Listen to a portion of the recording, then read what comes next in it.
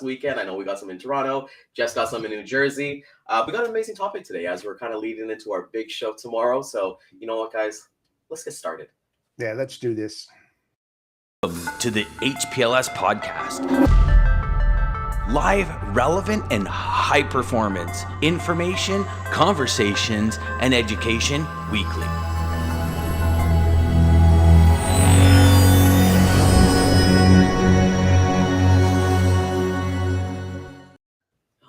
Good. You know, Jeff, I know you sent a picture about the snow. How was the weekend? I know you guys got a couple inches. It was good. It was relaxing. You know, Army beat Navy, which is great. So, yeah, it was relaxing. How about yours? What did you do? Yeah, no, it was amazing. Saturday, I did a fundraising event with Brandless Rescue Goods, who I'm always affiliated with. Nice. I raised some money for dog rescue and had some fun there. And then, you know what? I've noticed, Jeff, is that Sunday I had to take completely off. I'm not as young as I used to be. Standing on concrete floors for 6 to 8 hours, man, like my back was done, brother. So it was definitely a lesson that I need to kind of relax myself a little bit. And just want to say good morning to my brother Daman. So nice to see you up this morning. Jeff, I think I'd love to start with this because on Friday we had a little discussion. Me and Dan had a discussion on Thursday, and then we kind of had a chat with you on Friday. Yeah. So to everybody watching, whether it be the first time you're watching or you're a seasoned viewer, I want to announce that Jeff is actually coming onto the show full time as a host. He's going to be with us every single day. We just love everything that he brings to the show. So you're going to see the Ryan, DJ, and Jeff show every single day. So congratulations, Jeff. What are your thoughts on that? Yeah.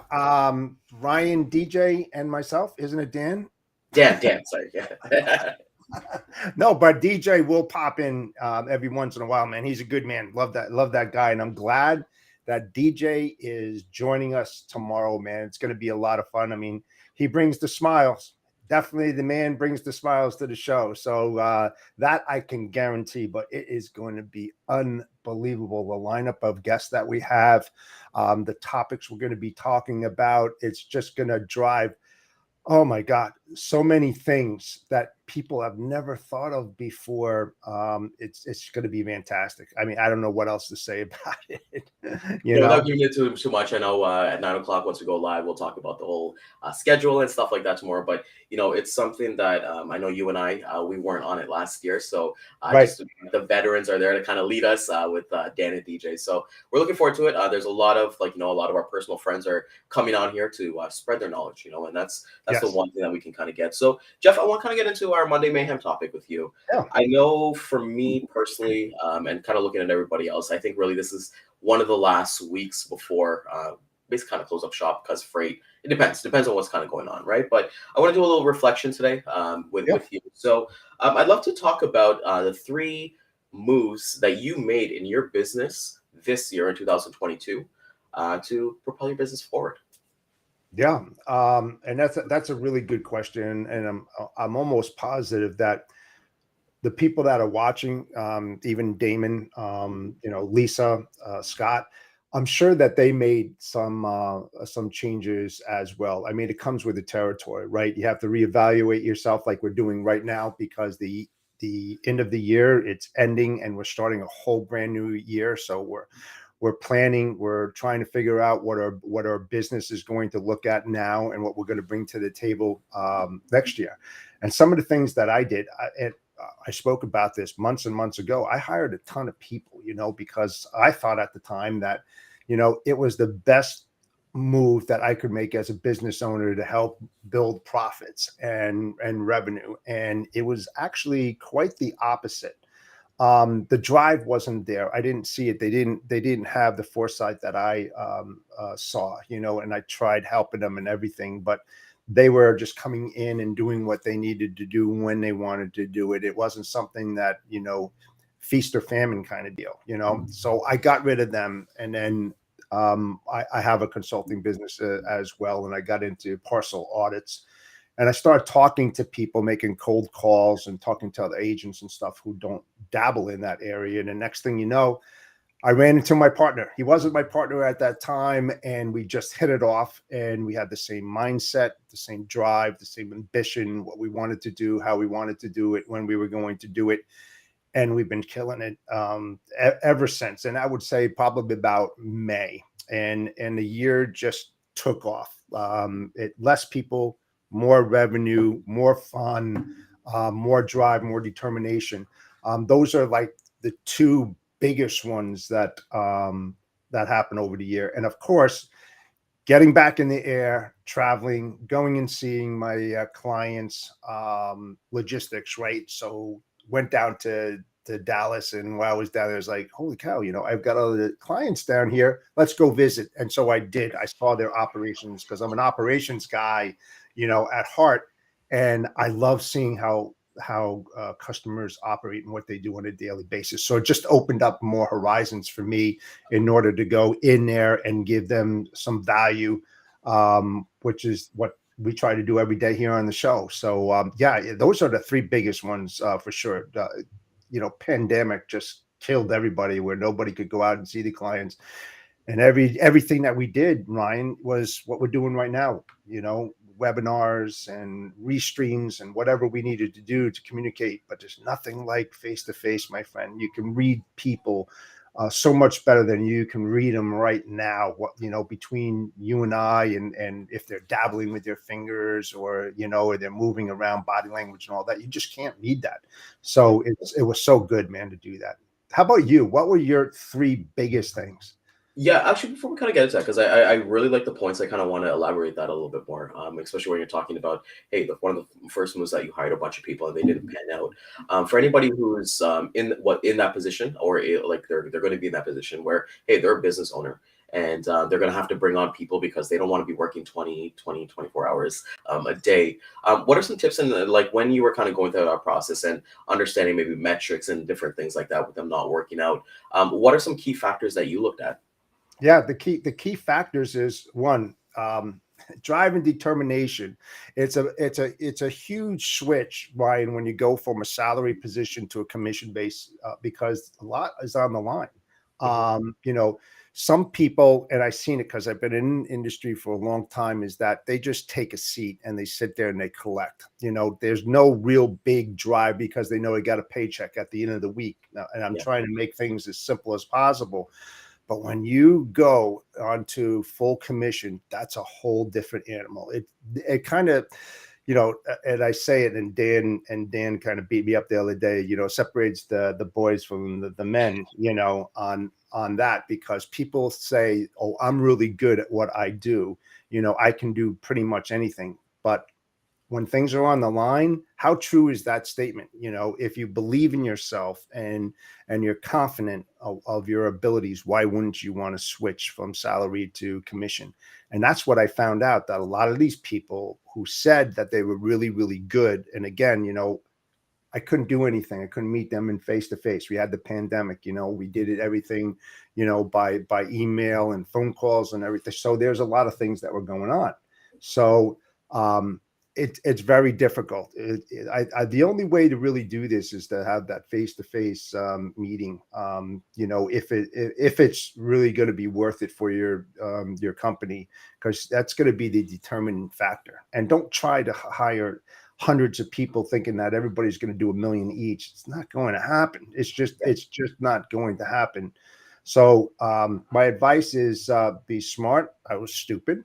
And I tried to fill a void that I didn't do it in the right way. And why? I'm not a sales guy. I keep on saying that, I didn't know what I was doing. Plain and simple. But I found out, and I found out the hard way. Don't do it the hard way.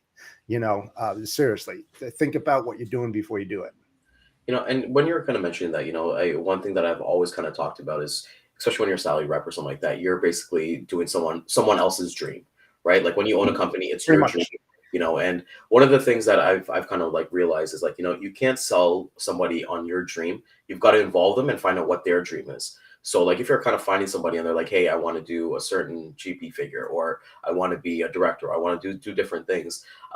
Basically figure out if it's a fit that, hey, if they can attain it with you, then they can definitely do it and kind of propel them in steps, right? Because I came from the corporate world, Jeff, and one of the things that I loved about corporate world was that, yes, we were salaried, but we always had like reviews and stuff like that. And then my boss would be to have that one-on-one, right? And it would be like, okay, Ryan, these are your stats. This is where it is. What can I do to propel you to wherever you kind of want to go? And, some people are career driven, they will be like, okay, I want to attain this, whether it be young or they be old. But then there's other people who are just happy with where they are.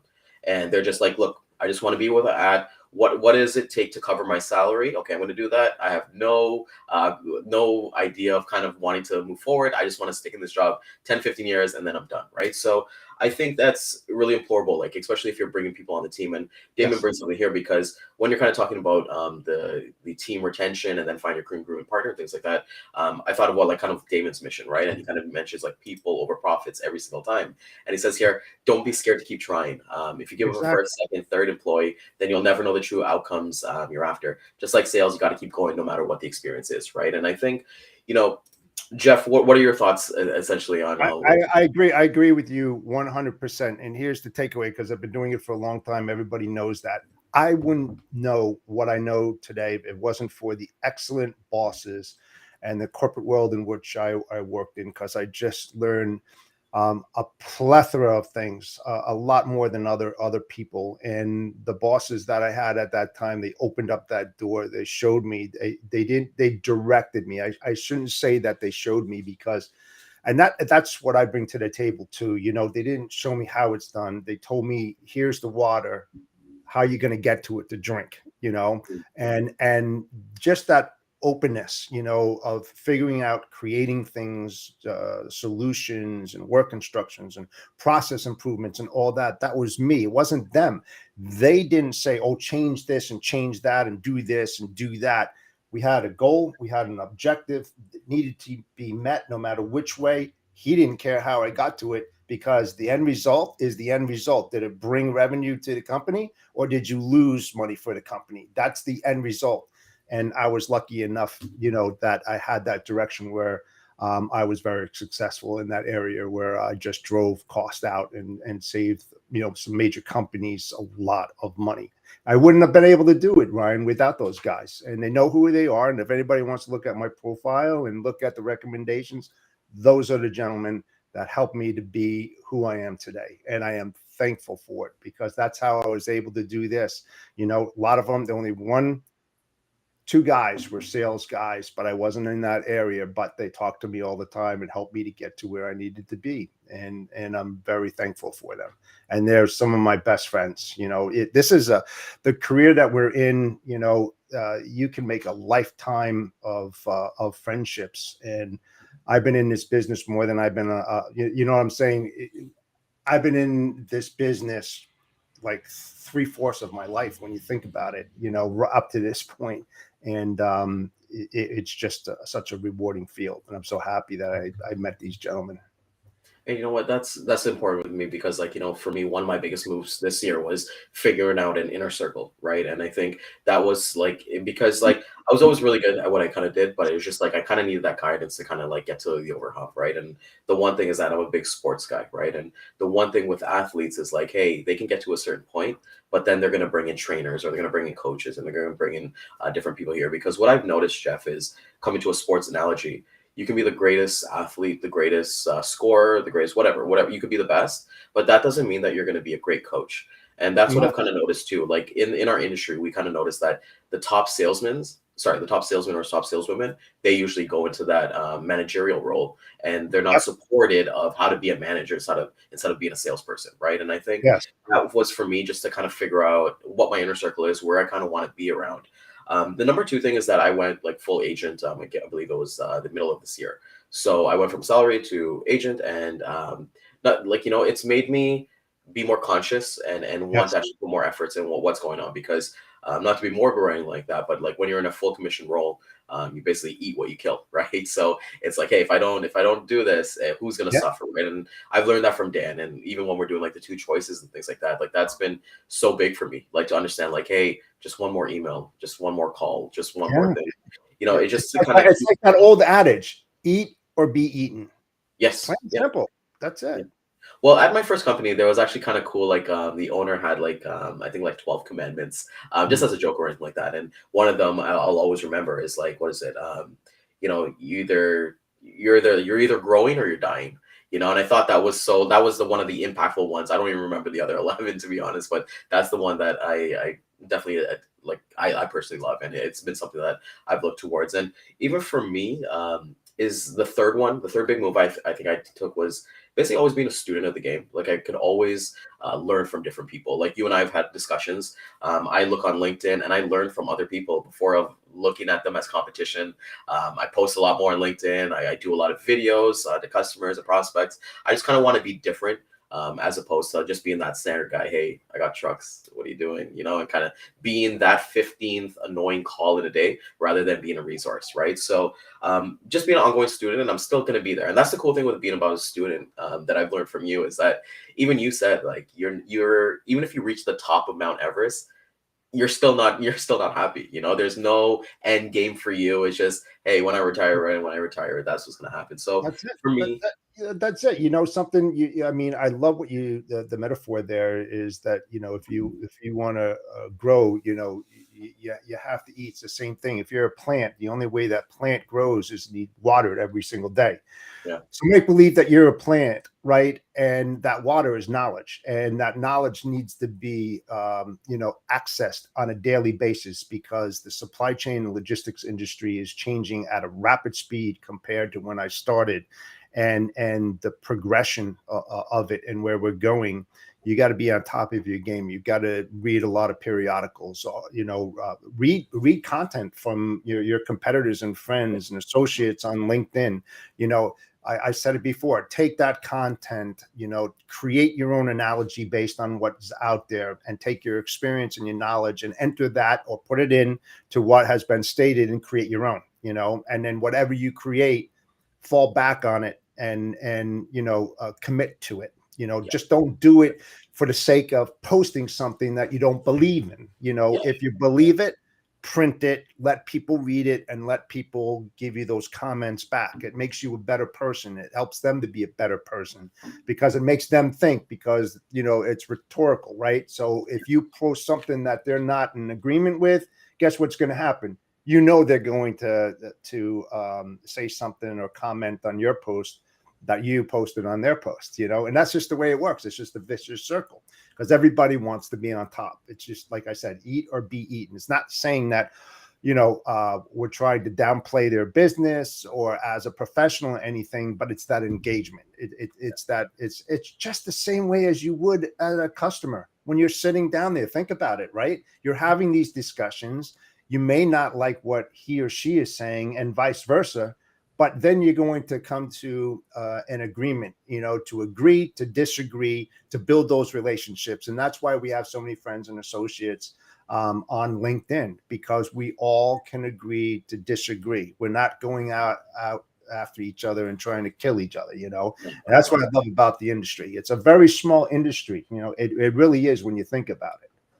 Yeah, and I think we can always get caught up in while you're kind of talking. The one thing that kind of shouted in my mind was be authentic, be yourself. And for me, like my own personal strategy when it comes to social media is that I often see on LinkedIn, and it's not people that I'm connected with. It's just people who kind of post and saying, hey, LinkedIn's not Facebook, and don't make it personal. It should be business. But it's like, it's evolving. It's completely evolving. Like I post personal things because at the end of the day, I want people to understand, like, it's Ryan. It's me as a person. It's what I value. It's the things that I like. And, then if it's made a connection, it's made a connection. If it hasn't, it hasn't. It is what it is. Like, it doesn't take anything to ignore a post or mute somebody. You don't have to be like somebody who just not giving out positive vibes. Right. So I think when it comes to like a social strategy, you can be not necessarily like planned, but you can always make sure that you're being authentic with what you say. Like always back up, if you've got an article, tell us what you like about it, and then we can have that conversation rather than, hey, here's an article, tag 50 million people, and then write the word thoughts. It's like, no, let's actually have an actual conversation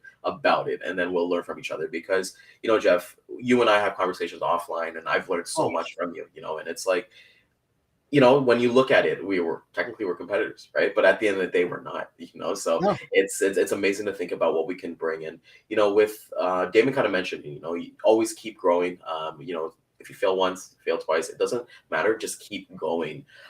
Jeff, like we said, the 3 moves you propelled your business. Was there something that that you tried over and over, it just didn't work, and you just had to pivot and try something new? Boy, I got to think about that. I'm being honest. My business, as funny as it sounds, my business. You fail, you try again. You fail, you try again. You fail, you try again. You just keep on pushing that peanut forward. Not at a rapid speed because it's not a race. It's figuring things out. And like I said, when I first started this out, and this business, I mean, freaking $9,000 the first year, and it's just like a lot of people are like, I'm out, man. I can't sustain this kind of thing. But if you believe in yourself and what you do and how you do it and how long you've been in the business and the things that you can tap into, it's that self-confidence and it's believing in you. A lot of times when people get to that point, Ryan, they think more about failure than being successful, and that overpowers their ability to see beyond what stopped them from being successful, and they just get freaking blockaded right in that little box there. And it's just like, dude, climb out, man, hang off the edge, try something new. It's an experiment. Everything's an experiment, and during that experimental phase, you're going to work your ass off. You were going to work your ass off, and you're going to have more failures than success, but you just got to keep that foot on the gas and keep moving forward. If this is truly what you want to do, like I said, eat or be eaten. That goes for your internal self too. You're your own worst enemy. And I've said that plenty of times. So really think about it and take notes during those failure times and reflect upon them. Why did I fail? What could I have done better? And then when those situations come up, Ryan, you can fall back on that and say, yeah, I remember that. That was similar. This is how I went about it to correct that problem. And you do that in every single step of the way. And that's, I couldn't say it better. And, one thing I wanted to ask you, that first year that you did $9,000, what role did your wife play in basically that second year? I want to definitely hear about that. It was tough. It was tough. She works too, and she works her tail off every single day in the medical business, and it put a lot of pressure on you. It puts a lot of pressure on it. My kid is out of the house, so it wasn't that we still have bills. Everybody has bills. Everybody needs to do certain things, but it puts a lot of things to test. You, yourself, your partnership, marriage, life, friendships. I mean, it's everything. And I'm sure that people who have gone through it will definitely admit to what I'm saying right now, that, yep, Jeff, I did that. Yep, Jeff, I did that. I did that, because it's all part of the process. It really is. It's all part of the process. You're not going to just jump from one side of the fence and go on the other side and say, I'm going to be just as successful as I was on the operation side as I am on the sales side, when you don't have any sales experience. It's just not going to happen. But it's like I said, it will happen. You just got to think hard and just redevelop yourself. That's it. Reinvent yourself, as I say. Reinvent yourself, and that's what I love about it, and I think that, and this reason why I asked you specifically about your wife, how she kind of get through, it's like, you always got to have that one person. Like, even for myself, I love my wife, Keisha. She's always super supportive, and it doesn't matter. She won't understand what logistics is, like what I do or anything like that. It's anything like that, but it's the framework, and it's like, okay, well, we're married. We're in love with each other, and it's like she wants to support me in whatever endeavors I take, right? And being able to have that, I would say, that unbiased. It's always good to talk to somebody when you're kind of going through a rut or something like that doesn't really have experience in what you're going through, to get the genuine information out, right? And I think that's one of the most important things that I've always leaned on my wife. And Daman always kind of brings up here, like, Tim Robbins. If something doesn't work, try something else. If that doesn't work, try something else. And if that doesn't work, try something else, and so on and so on. You can't just go on the doing the same thing. And what I think that was Einstein's quote about insanity, like doing the same thing over and over again. And expecting the same result, right? And I think you have to tweak. That's what I love about our industry. You can tweak, and what works for you might not work for somebody else, and what works for me might not work for you, right? And Yeah. I think when it comes to it, like especially looking back at like relationships, you got to have that solid rock.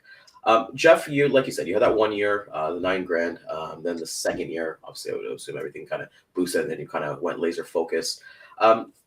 Was there any doubt in your mind going into year two for yourself at all?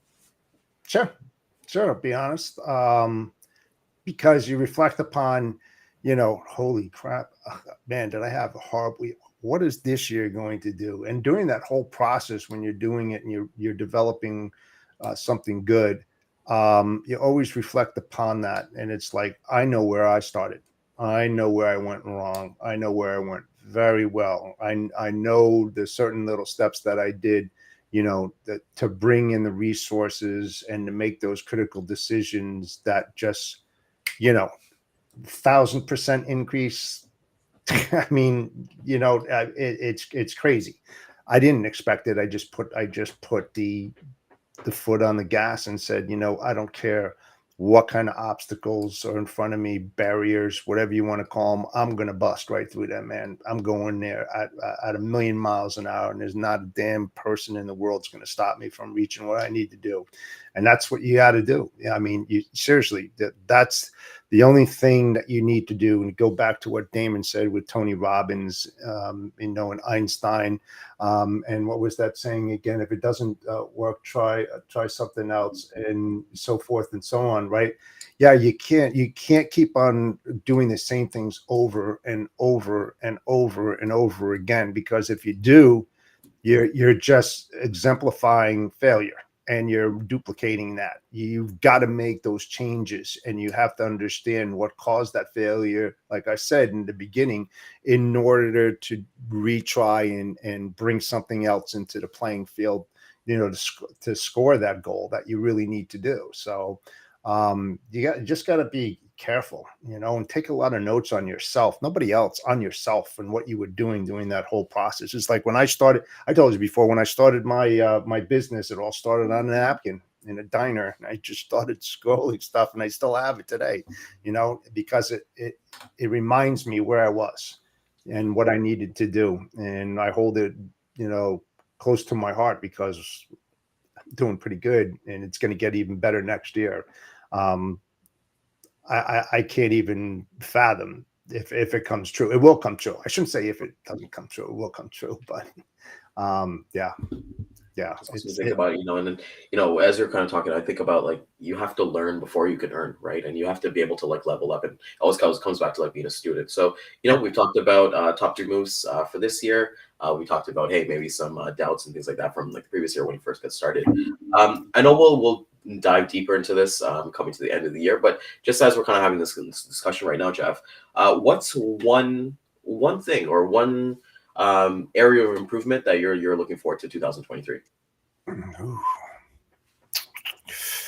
Probably getting out on the road a little bit more than what I did in the past. It's something that I definitely want to do. I'm actually putting things in my schedule this week and next week, and just building that foundation of who I need to see, why I'm going out there, what the goals and objectives are from those meetings, because I definitely want to make it worthwhile.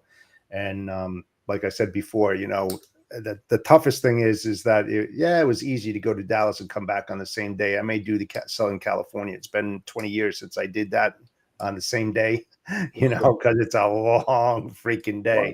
Yeah. I just like going out to do business and then just turning around and just getting back home. I'm just that type of person. So that's one of the biggest things for me, for sure. I got a ton of things that are already on the schedule for next year, and it's going to be good. Definitely going to be good. How about you? I mean, what are you going to do to boost, what you're doing in your current situation for next year? Yeah, so it's kind of funny you mentioned that.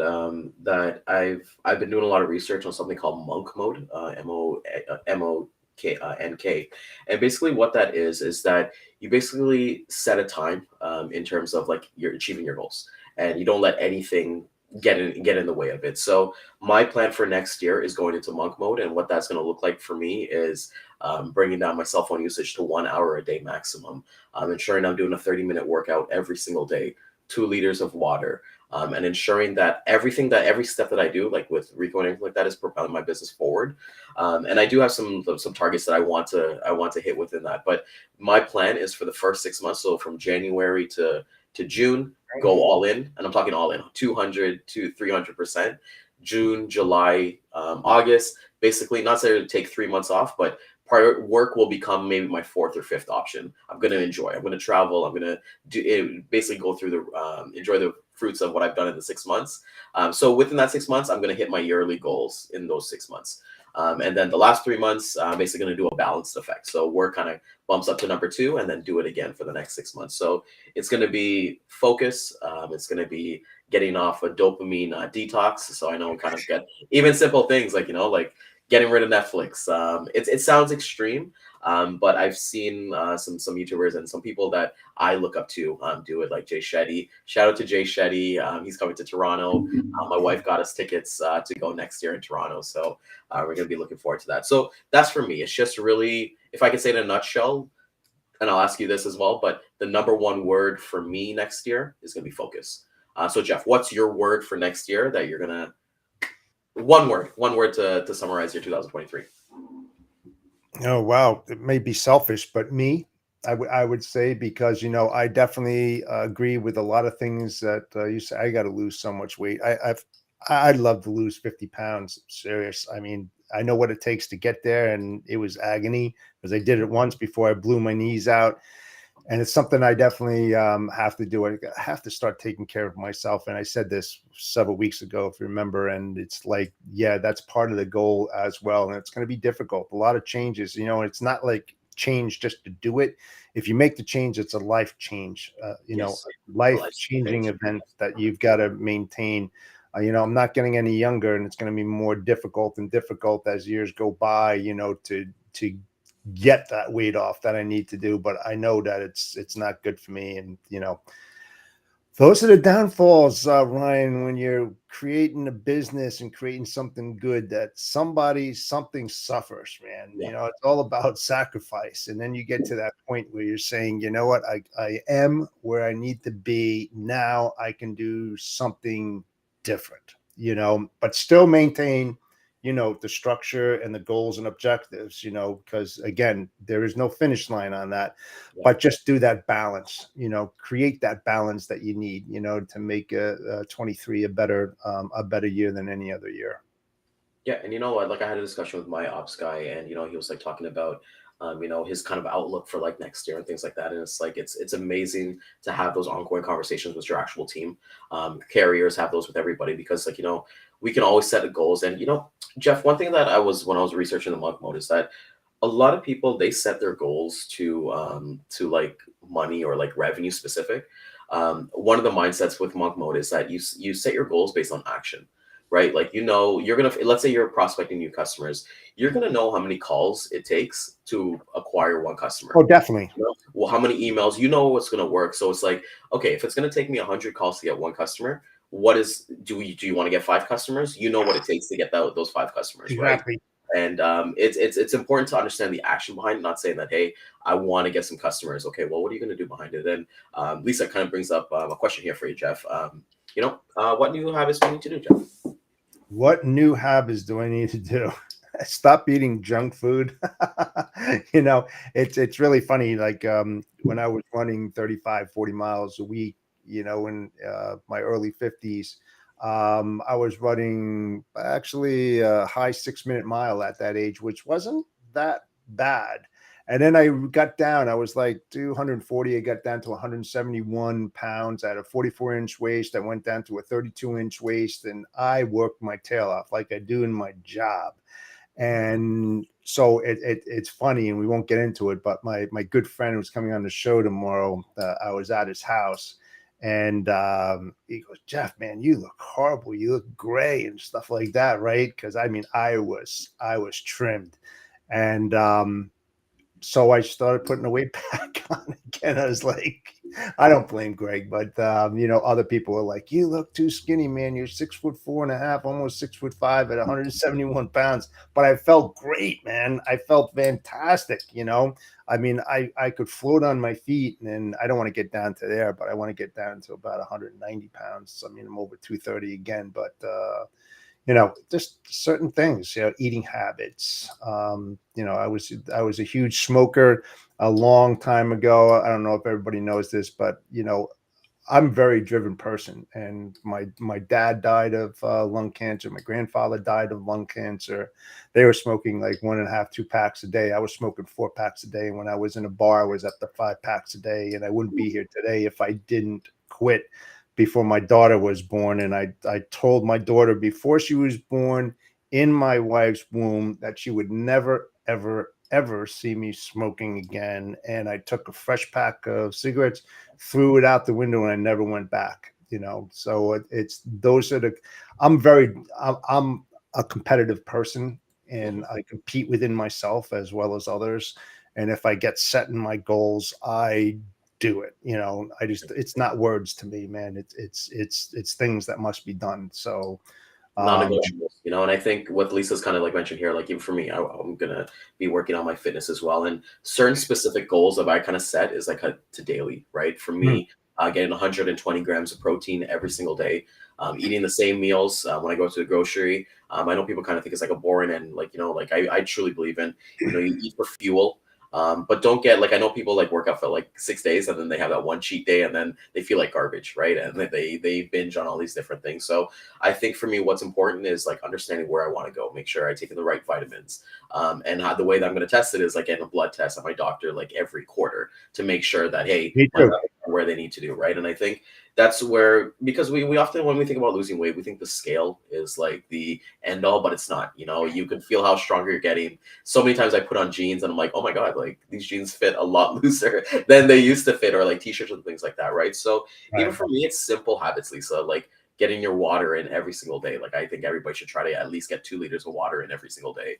Cut out junk, and even if you're gonna go eat out, just figure out what you want to do. And Lisa, we'll do that. We'll do a healthy lifestyle challenge. And are you sure? You sure you want to do that, Lisa? Because I'll tell you what. And it's really funny. We had this. We called it not a championship, but a championship. And that's when we had many different friends. And like I said, I'm very competitive, and we threw in like $200 each. And I told them it was the worst investment that they ever made in their whole entire life, and that I'm going to win. And I said, you might as well just, give me the money, stop whatever you're going to do, because you're not going to do it. And within 5.5 months, I went from 240 down to 171 pounds. And I mean, I was killing it. I hate to sweat, but once I start sweating, you're ready to go. I'm nonstop, man, nonstop. And so I took their money, and we had metrics and everything. We check in every week and do the BMI and everything. I mean, I had a BMI like 32. I think it was 32 when it went down to an 18. Let's go. Congratulations, man. So I mean, you sure you want to do that, Lisa? Well, yeah, you got some challenge here. Lisa's at 100 days straight of working out. So congratulations to that. You're sticking into that habit. Hopefully you got the floss game going on. I know you're kind of wanting to work on the floss game, but I think that's amazing. You have that accountability with people. And for me, it's like we're looking at the 7 days, and it's like, okay, well, 4 days I'm going to be in the gym. I'm going to be doing weight training, but my off days, what am I going to be doing? Right? I want to do either yoga or like a little walk, and walking my dogs. I like to consider that somewhat exercise, but it's more for me than it is for them. Going out to nature. We got some amazing snow like you do over the weekend, and just being present, right? And I think it's intriguing. And you know what? When we're able to accomplish those small goals, Jeff, then it's like, okay, well, when it comes to our business, it's like, this wasn't so hard. Like I should have banged out those 10 extra calls. I should have called my customer to see how they're doing. Or like if there's an issue, a truck's going to be late, or there's a big issue that we can't service this lane anymore.